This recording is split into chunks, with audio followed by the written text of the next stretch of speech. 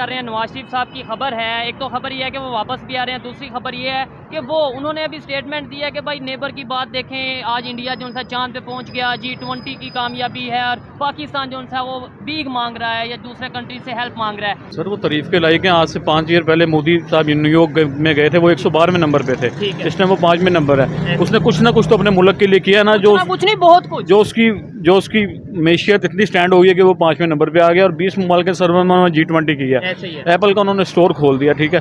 और हम अभी तक इसी बात पे लड़ रहे हैं कि इमरान खान चोर है, नवाज शरीफ चोर है।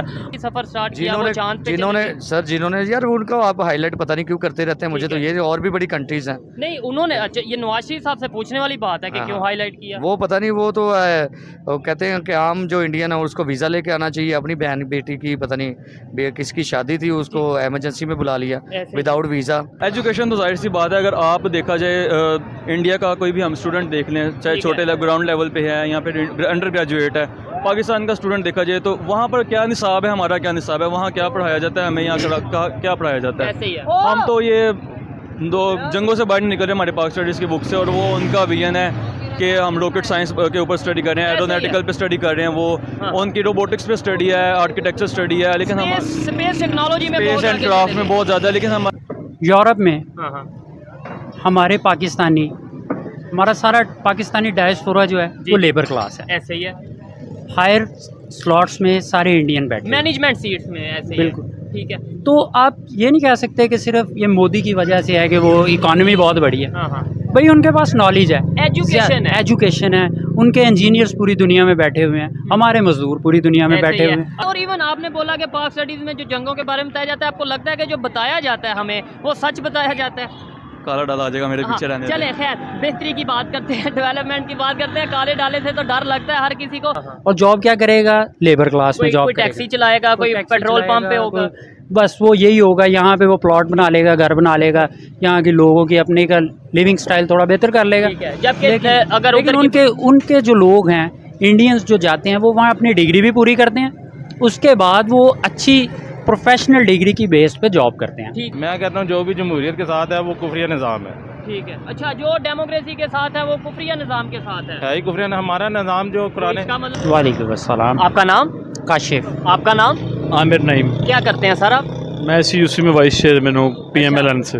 PMLN से। और आपके लीडर ने एक स्टेटमेंट आज दी है, आपने सुना ही होगा। उन्होंने ये बोला है, पहले तो उन्होंने ये कहा, मतलब खबरों में ये है कि कुछ ही दिनों में वो वापस आ रहे हैं, और उन्होंने ये बोला है कि भाई आज पाकिस्तान इस पोजीशन में है, नवाज शरीफ साहब की स्टेटमेंट है कि हमें दूसरे कंट्रीज से जाके हेल्प मांगने की ज़रूरत पड़ रही है, जबकि नेबर की अगर भारत की बात करें तो वो चांद पे पहुँच गए हैं, G20 की कामयाबी हो गई है, ये सब चीज़ें हैं। क्या कहना चाहेंगे इस स्टेटमेंट के ऊपर आप?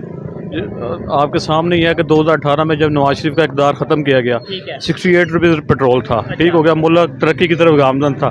लेकिन कुछ अनासर ने जो पाकिस्तान की तरक्की नहीं चाहते थे, उन्होंने बेड़ा गर्क करके रख दिया। एक ऐसा तजर्बा कर लिया जिसका कमियाना पूरी कौम भुगत रही है। वो माशाअल्लाह पेट्रोल की सूरत में भुगत रही है, वो बेरोज़गारी की सूरत में, बिजली के बिलों की सूरत आपके सामने ये सारे, और ये आपके सामने ये कंडीशन कि आप IMF के गुलाम बने हुए हैं, और उसके बाद जो भी एग्रीमेंट्स किए हैं वो इमरान खान साहब ने किए हैं। ठीक है, नहीं तो नवाज शरीफ साहब ने भी तो IMF के साथ कई दफ़ा प्रोग्राम किए हैं, कई दफ़ा एग्रीमेंट्स किए हैं। इसके अलावा अगर नेबर की बात करें, क्या वजह है, मतलब हमें आज उनकी एग्जाम्पल देने की ज़रूरत पड़ रही है? जो कभी हम कहते थे हमारा तो उनके साथ कंपटीशन है, ये है, वो है, मुकाबला है, आज हम कह रहे हैं हमारे लीडर मतलब ये कह रहे हैं कि उन्हें देख लें वो चांद पे पहुँच गए हैं। वो कैसे चांद पे पहुँच गए? क्या वो भी IMF की वजह से चांद पे पहुँच गए? नहीं, IMF का उसमें कोई रोल नहीं है, आप ये चलाएंगे नहीं, और ये आपको भी पता और पाकिस्तान के हर बच्चे को भी पता है कि इस मुल्क में जमहूरियत का तसलसल नहीं रहने दिया गया। डेमोक्रेसी उस तरीके से नहीं करने दी गई, उस वजह से ये पाकिस्तान का बुरा हाल है।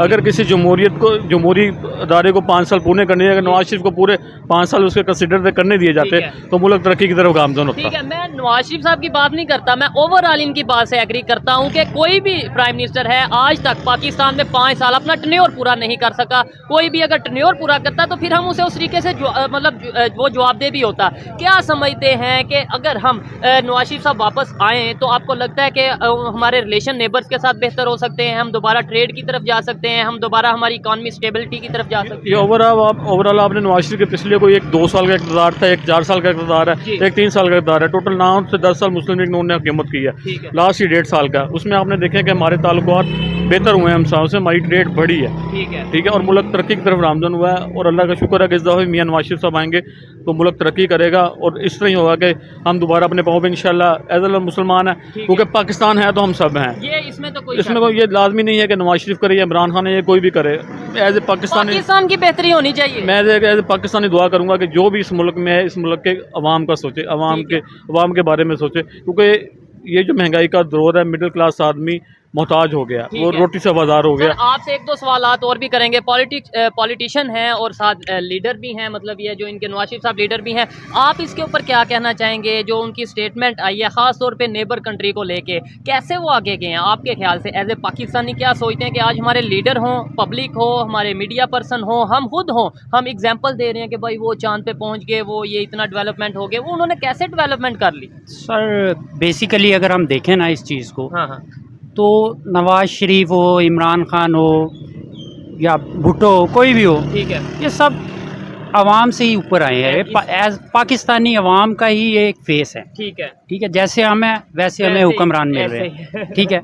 अब आप अगर ग्रास रूट लेवल पे देखें, ठीक है, आपका एक रेडी पे फ्रूट बेचने वाला बेईमान है, ठीक है, वैसे ही है। तो आप उससे कैसे एक्सपेक्ट कर सकते हैं कि इन्हीं लोगों के वोटों से एक ईमानदार आपके ऊपर आके रूल करे? हाँ, हम जो मर्जी करें, हम चाहे करप्शन करें, अपनी ड्यूटीज को पूरी ना करें, रिस्पॉन्सिबिलिटीज पूरी ना करें, लेकिन हमारा लीडर ईमानदार होना चाहिए। और हर पाकिस्तान में जो भी गलत हो रहा है वो लीडर का जिम्मेदारी डाल देते हैं, अपनी जिम्मेदारी नहीं हम देखेंगे। बिल्कुल नहीं, कोई जिम्मेदारी नहीं ले रहे, ठीक है। सेकेंडली आप देखें पूरी दुनिया में, ठीक है, सबसे ज़्यादा मिलावट, सबसे ज़्यादा दो नंबरी, corruption, everything is in Pakistan. पूरी दुनिया में सबसे ज्यादा। तो हम एक इस्लामिक कंट्री है, मतलब हम ये इस्लामिक कंट्री से देख लें, आप हिस्ट्री थोड़ी सी पढ़ लें, ठीक है। एक वक्त था सहाबा के बाद हमने रूल किया, ठीक है, फिर एक टाइम आया कि वही मुसलमान जलील हुए, जगह जगह आज भी जलील हो पोजीशन है। क्यों जलील हो रहे हैं हम? ठीक है, उसी तरह का वही कलमा हम पढ़ते हैं, ठीक है, उसी कुरान को हम मानते हैं, उसी हदीस पे हम अमल करते हैं,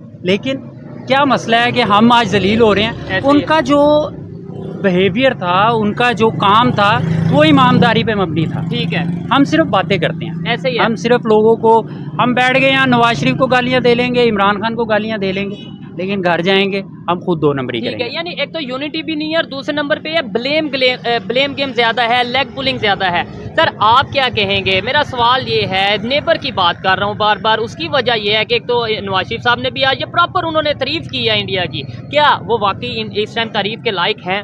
सर वो तारीफ़ के लायक हैं। आज से 5 ईयर पहले मोदी साहब न्यूयॉर्क में गए थे, वो 112वें नंबर पे थे, इस टाइम वो 5वें नंबर है। उसने कुछ ना कुछ तो अपने मुल्क के लिए किया ना, जो कुछ नहीं बहुत कुछ, जो उसकी मैशियत इतनी स्टैंड हो गई है कि वो 5वें नंबर पे आ गया और 20 मुमालिक के सर्वर में G20 किया, एप्पल का उन्होंने स्टोर खोल दिया, ठीक है।